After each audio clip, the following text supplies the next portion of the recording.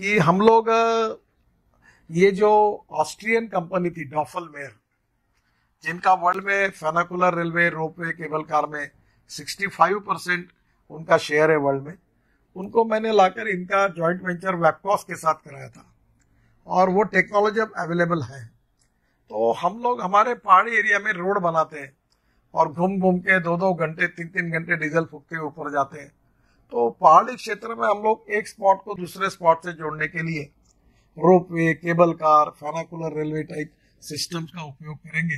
हम ई हाईवे की बात कर रहे हैं, मैं एक पायलट प्रोजेक्ट कर रहा हूँ स्वीडिश कंपनी के साथ, हम कोशिश कर रहे हैं कि एक रेल में करंट रहेगा, हाईवे में मुंबई दिल्ली हाईवे बना रहे 1 लाख करोड़ का, ताकि उसमें ट्रक और बस जाएगी, 20 किलोमीटर चार्ज हो जाएगी उसको नीचे टच करके, और फिर 200 किलोमीटर वैसे ही चलेगी, फिर बैटरी चार्ज हो, फिर चार्ज करेगी, फिर आगे जाएगी।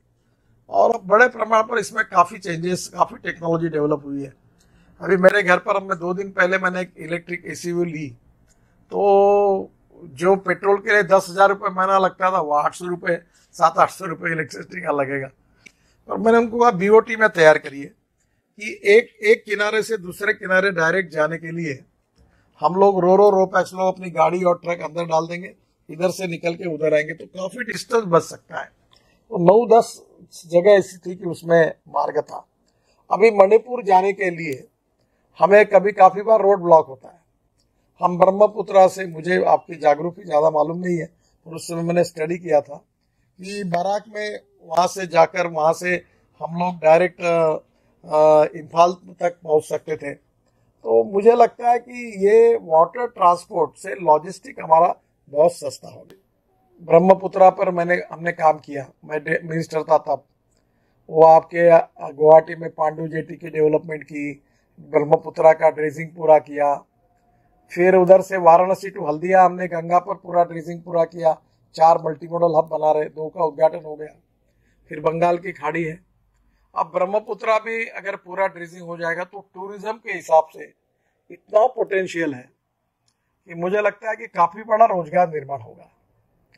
पर उसके साथ साथ वहां की स्थिति में जो एडवांटेज है उसका वही के वही उपयोग होना, इसका कोऑर्डिनेशन नहीं होता। अभी देखिए, आसाम पेट्रोलियम करके कंपनी है, वो मिथेनॉल बनाती है। मिथेनॉल कोल से बनता है और वर्ल्ड में मिथेनॉल का बहुत बड़ा उपयोग किया जाता है। अब मैंने ट्रांसपोर्ट मंत्री होने के नाते मिथेनॉल पर 15% डीजल में डालने के बारे में भी हमने ऑर्डर निकाला हुआ है। अब ये जो मिथेनॉल है, ये 16 रुपये लीटर इसराइल में है, 17 रुपये लीटर चाइना में है और 22 रुपये लीटर इंडिया में है। और डीजल का भाव कितना है देखो। अब आसाम पेट्रोलियम वालों का मिथेनॉल अगर हमारे शिप में, हमारे बार्ज में, हमारे वाटर ट्रांसपोर्ट में, हमारे ट्रक में, हमारे बसेस में अगर ये मिथेनॉल यूज होता है, या हमारी मिथेनॉल बेस्ड इंजन अगर हम वहां आते हैं बसेस के लिए, तो मैंने बीच में आसाम के ट्रांसपोर्ट मंत्रियों को भी कहा था, पर हमारे देश में वो इंजन नहीं बनता, चाइना से आता था। तो हमारे यहाँ मिथेनॉल की इकोनॉमी आज आसाम में बन सकती थी, नॉर्थ ईस्ट में बन सकती थी। अब इतने मिनरल्स अवेलेबल है और उसका उपयोग नहीं हो रहा। तो मुझे लगता है एक तरफ हमारे देश में कॉपर है, हम कॉपर इंपोर्ट कर रहे हैं, एल्यूमिनियम है, हम एल्यूमिनियम इंपोर्ट कर रहे हैं, हमारे देश में गोल्ड है, हम गोल्ड इंपोर्ट कर रहे हैं। मुझे लगता है कि अब दिस इज अ टाइम कि हम अपने लॉजिस्टिक कॉस्ट को कैसे कम करें, और इसके लिए फ्यूल में हमने अभी बाम्बू से इथेनॉल बनाने की बात की है, राइस से इथेनॉल बनाने की बात की है। अभी 20% हमारा 20,000 करोड़ इथेनॉल की इकोनॉमी है, जो शुगर केन मोलाइसिस से, बीएबी मोलाइसिस से हम लोग इथेनॉल बनाते हैं।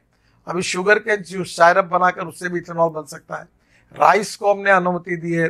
अब हमारे पास 3 साल के लिए लगेगा, इतना राइस पड़ा हुआ है और राइस को कीमत नहीं है, surplus rice, surplus wheat, surplus sugar. तो diversification of agriculture towards energy and power sector ये कर रहे हैं। बाम्बू ये बहुत बड़ी चीज है जो आपके लिए सबसे इंपॉर्टेंट है। बाम्बू से बायो इथेनॉल बनता है, बाम्बू से कपड़ा बनता है, बाम्बू से अचार बनता है, बाम्बू से फर्नीचर बनता है। अभी टाटा ने एक सिंधुदुर्ग जिले में, महाराष्ट्र में, बाम्बू से इतना सुंदर एक प्रोजेक्ट चल रहा है, इतने अच्छे फर्नीचर बनाए उन्होंने कि मैंने अपने ऑफिस में 2 सोफा सेट वहां से लिए। बाम्बू की टाइल्स बन सकती है। तो ये टोटली मुझे लगता है वहाँ की एम्प्लॉयमेंट पोटेंशियल को बढ़ाना, ग्रोथ को बढ़ाना और लॉजिस्टिक कॉस्ट को कम करना, इसकी कोई विजन तैयार कर सकती है हमारी मैनेजमेंट्स की इंस्टीट्यूट। अब मैं मानता हूं कि आप शिलोंग में ही हैं, तो आपके राज्य पर सीमित रहकर, और वहाँ के मुख्यमंत्री भी अच्छे हैं, तो जरूर आप अगर कोई 25 साल 30 साल की कोई विजन बनाएंगे और उस विजन में 25-30 साल के बाद ट्रांसपोर्ट में क्या होगा, ये रिवर ट्रांसपोर्ट में क्या होगा, एविएशन में क्या होगा, बाद में इसमें वहाँ की जो अवेलेबिलिटी है, जो फॉरेस्ट से और बांबू जैसी चीजें उनके आधार पर क्या कर सकते हैं, खनिज संपत्ति कौन सी उसके आधार पर क्या कर सकते हैं, पावर के बारे में क्या कर सकते हैं, सभी कंसर्निंग सब्जेक्ट को लेकर एक कम से कम 30 साल की विजन भविष्य की बनाना, और वो मैनेजमेंट के इंस्टीट्यूट के जो लोग हैं वो अच्छी बना सकते हैं, और वो बनाकर उनको राज्य को देना।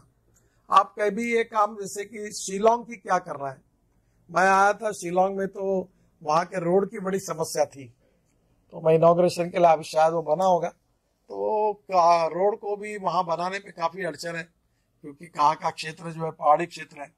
तो मुझे लगता है कि हम अध्ययन करके वहाँ के एग्रीकल्चर से लेकर इंडस्ट्री तक और छोटे छोटे कामों से लेकर बड़े कामों तक अगले 25-30 साल में हम किस प्रकार का प्लान बनाए।